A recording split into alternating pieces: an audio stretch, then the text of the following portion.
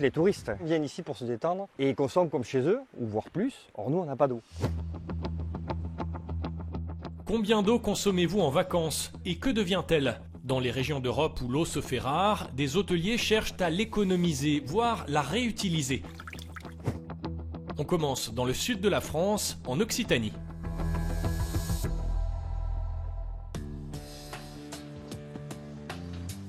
C'est la fin de la saison, les touristes ont quitté le camping Les Mimosas et son grand parc aquatique. Vous avez la piscine à vagues, le jacuzzi, le looping. Le directeur traque maintenant chaque litre d'eau puisée dans les nappes en temps réel.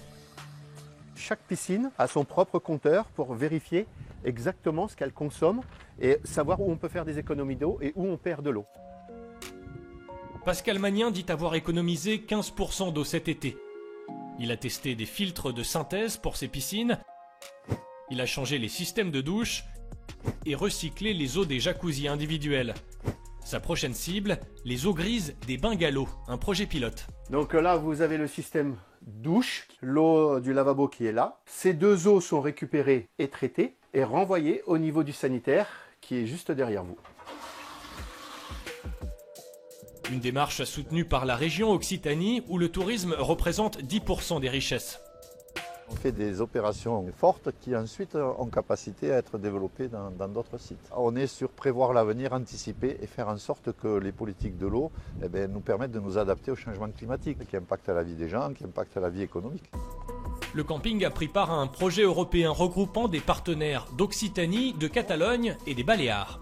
On a beaucoup à apprendre sur les techniques énergie dans le nord de l'Europe et le nord de l'Europe à apprendre de nous sur la question de l'eau. L'Europe ne peut pas se faire sans la Méditerranée. Les solutions arrivent à travers la coopération. Direction maintenant la Catalogne, un autre établissement partenaire du projet sur les hauteurs de Gérone.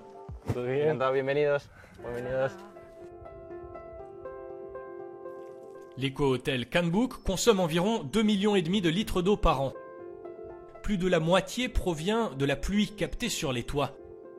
L'eau est purifiée par ces machines, puis abondent les chambres, la cuisine ou cette piscine naturelle. Les eaux usées sont traitées dans cette station de phytoépuration. Elles irrigueront le potager. Podemos decir que realmente el hotel ahora mismo es viable a nivel económico y también a nivel energético y de permacultura, porque cuando vinimos aquí miramos los análisis que teníamos de biodiversidad, de cantidad de materia orgánica en la tierra, de cantidad de agua, y ahora tenemos valores el doble que cuando llegamos.